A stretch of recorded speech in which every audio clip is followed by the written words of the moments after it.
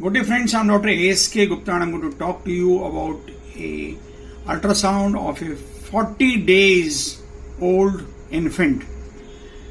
The infant's mother has presented the kid to us with a complaint that the child is having a tumor or a swelling in the neck on the right hand side for last 25 days, and on examination the swelling is around 1 inch in size and it is in relation to the right sternocleidomastoid muscle.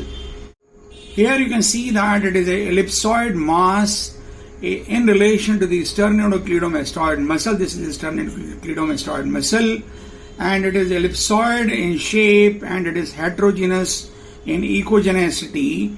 Does it take any color on the color Doppler? The mass does not take any color and it is in the belly of the sternocleidomastoid muscle. What is this mass?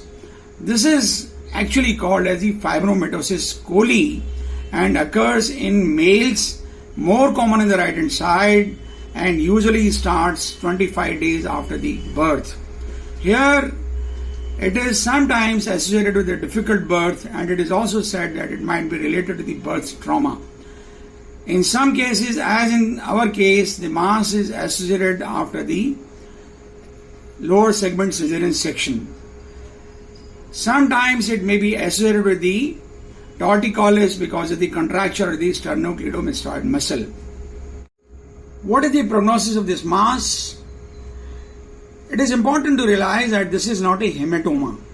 Though it is associated with a difficult labor, but it is classified as a tumor of the infancy by the WHO, and this tumor generally regresses itself with onset of time and the child is without any mass by the 2 years of age.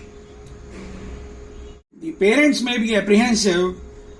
They might say that it might be an abscess, tuberculosis, or it might be a birth trauma, but usually a conservative management leads to resolution of the mass by second year of age of the child.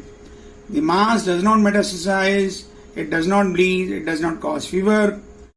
In the examination of the rest of the neck, we could not find any lymph nodes and the thyroid gland was normal. Other soft tissue structures were normal. I hope we have been able to demonstrate a good case of Fibromatosis Colli in a young infant about 40 days. In case you like this video, please do share it with your friends and so that maximum number of people can benefit it. Thank you very much.